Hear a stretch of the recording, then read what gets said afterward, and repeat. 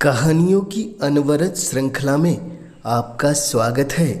लीजिए आज सुनते हैं मुंशी प्रेमचंद जी की और एक सुप्रसिद्ध कहानी जिसका नाम है आधार। तो लीजिए प्रारंभ करते हैं कहानी। सारे गांव में मथुरा का सा गठीला जवान नहीं था। कोई 20 बरस की उम्र थी। मसें भींग रही थी, गौए चराता, दूध पीता, कसरत करता, कुश्ती लड़ता था और सारे दिन बांसुरी बजाता हाट में विचरता था। ब्याह हो गया था पर अभी कोई बाल बच्चा न था। घर में कई हल्की खेती थी, कई छोटे बड़े भाई थे। वे सब मिलजुल कर खेती बाड़ी करते थे। मथुरा पर सारे घर को गर्व था। उसे सबसे अच्छा भोजन मिलता और सबसे कम काम करना पड़ता। जब उसे जांघिए, लंगोटे, नाल या मुकद्दर के लिए रुपये पैसे की ज़रूरत पड़ती तो तुरंत दे दिए जाते थे। सारे घर की यही अभिलाषा थी कि मथुरा पहलवान हो जाए और अखाड़े में अपने सवाए को पछाड़े। इस लाड़ प्यार से मथुरा जरा टर्रा हो गया था। गाय किसी के खेत में पड़ी है और आप अखाड़े में दंड लगा रहे हैं। कोई उलाह ना देता तो उसकी त्योरियां बदल जाती। गरज कर कहता, जो मन में आए कर लो। मथुरा तो अखाड़ा छोड़कर हाँकने न जाएंगे। पर उसका डील डौल देखकर किसी को उससे उलझने की हिम्मत नहीं पड़ती थी। लोग गम खाकर चुप हो जाते थे। गर्मियों के दिन थे। ताल तलैया सूखी पड़ी थी। जोरों की लू चलने लगी थी। गांव में कहीं से एक सांड आ निकला और गौवों के साथ हो लिया। सारे दिन तो गौवों के साथ रहता।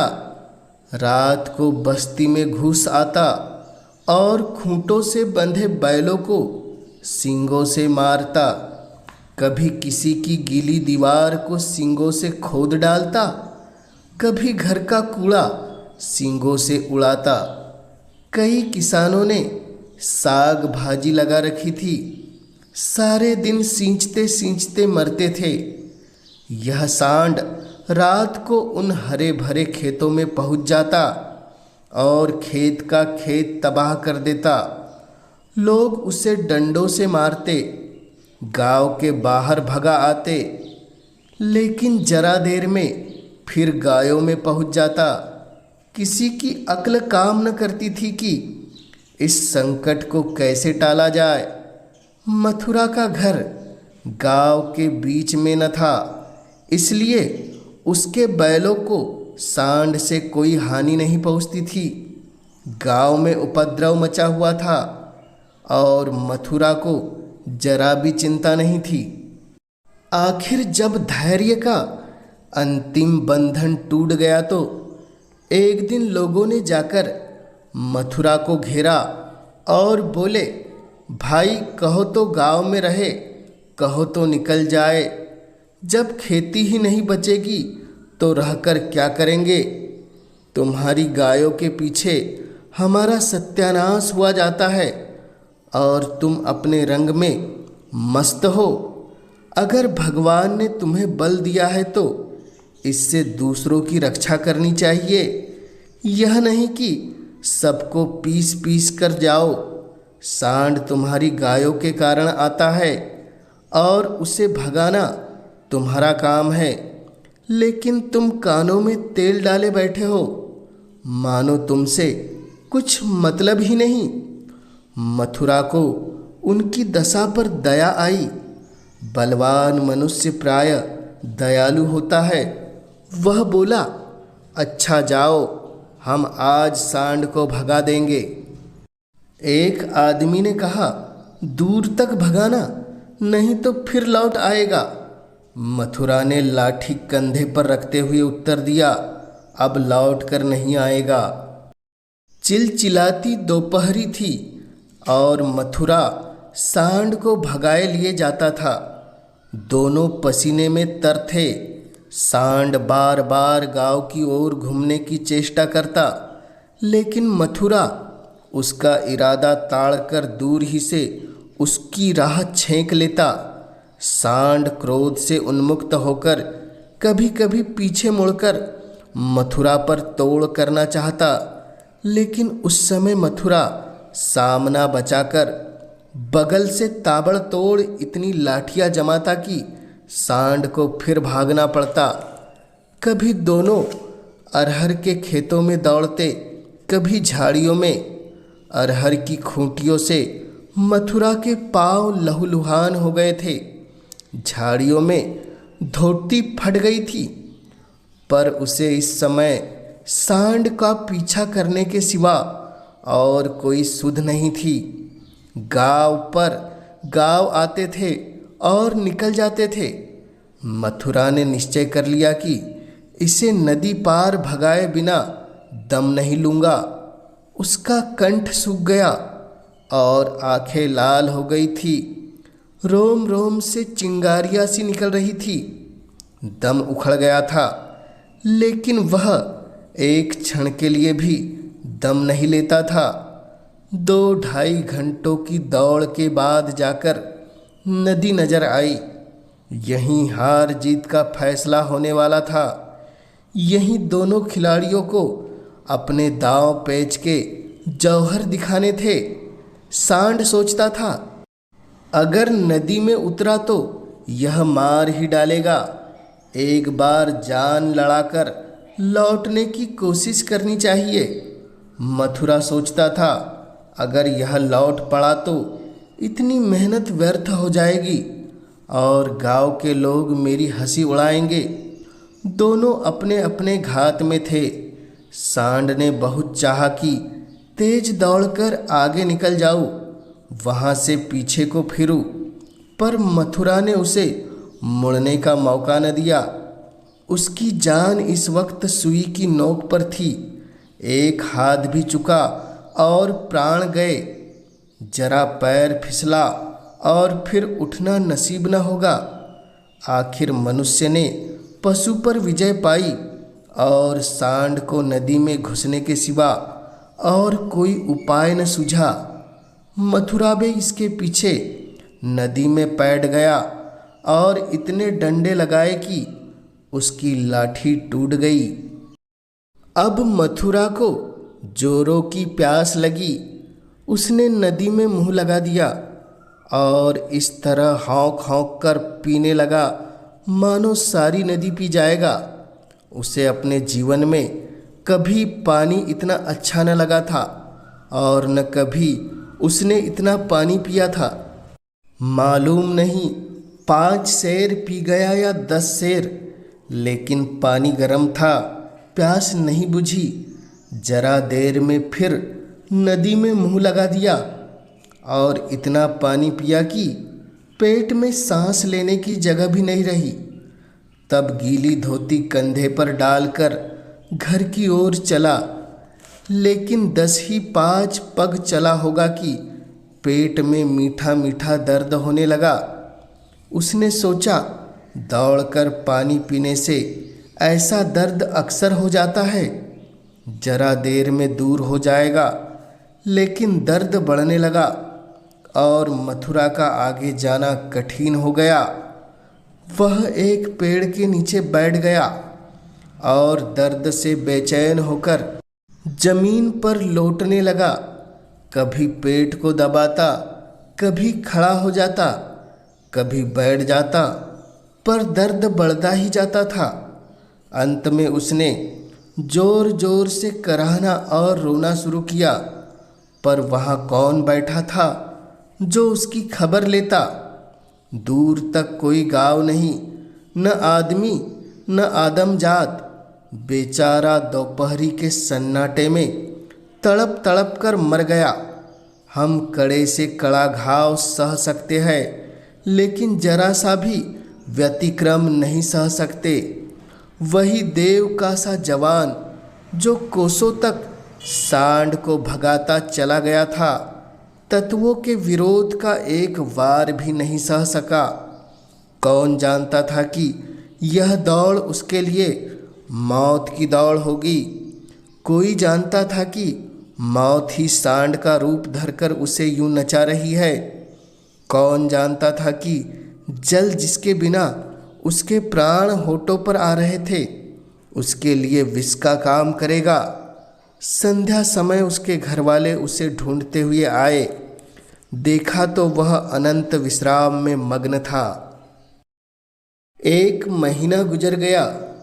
गांव वाले अपने काम धंधे में लगे। घर वाले ने रो धोकर सब्र किया, पर अभागिनी विधवा के आंसू कैसे पुछते। वह हरदम रोती रहती, आंखें चाहे बंद भी हो जाती, पर हृदय नित्य रोता रहता था। इस घर में अब कैसे निर्वाह होगा, किस आधार पर जीऊंगी। अपने लिए जीना या तो महात्माओं को आता है या लंपटों को ही। अनूपा को यह कला क्या मालूम।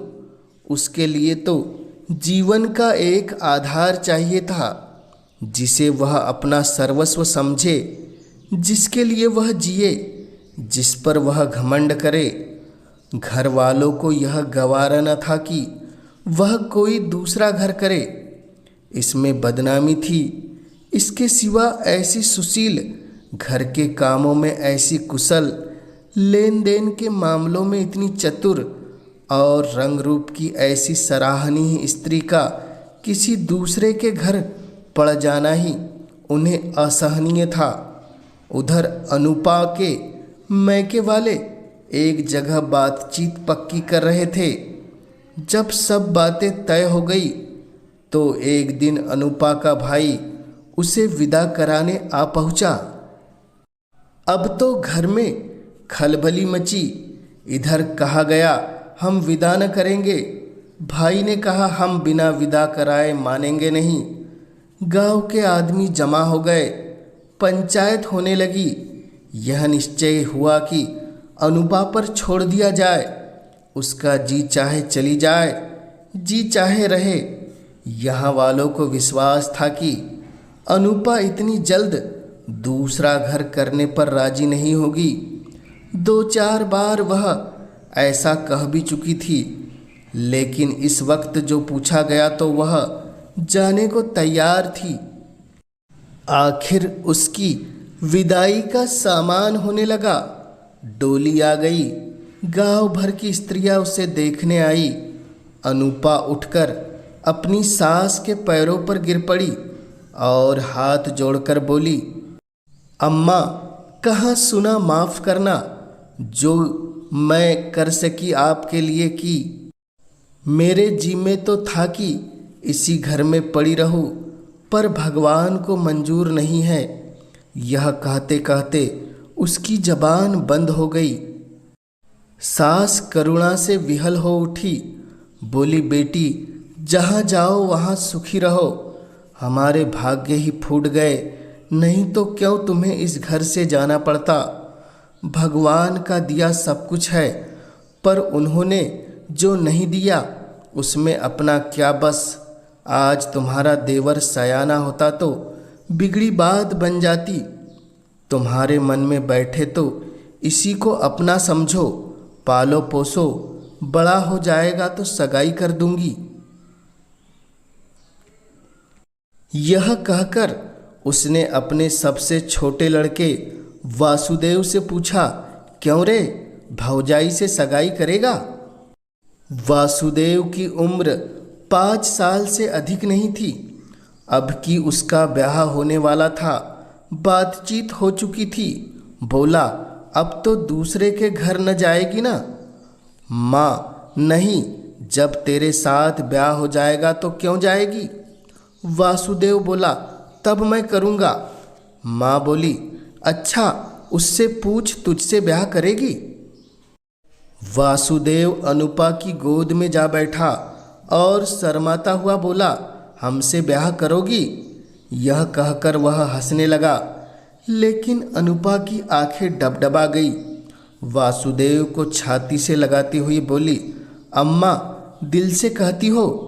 सास बोली, भगवान जानते हैं। अनुपा बोली, आज से यह मेरे हो गए। सास ने कहा, हाँ सारा गांव देख रहा है। अनुपा बोली, तो भैया से कहला भेजो, घर जाए, मैं उनके साथ नहीं जाऊंगी। अनुपा को जीवन के लिए किसी आधार की जरूरत थी, वह आधार मिल गया। सेवा मनुष्य की स्वाभाविक वृत्ति है, सेवा ही उसके जीवन का आधार है। अनुपा ने वासुदेव को पालना पोसना शुरू किया।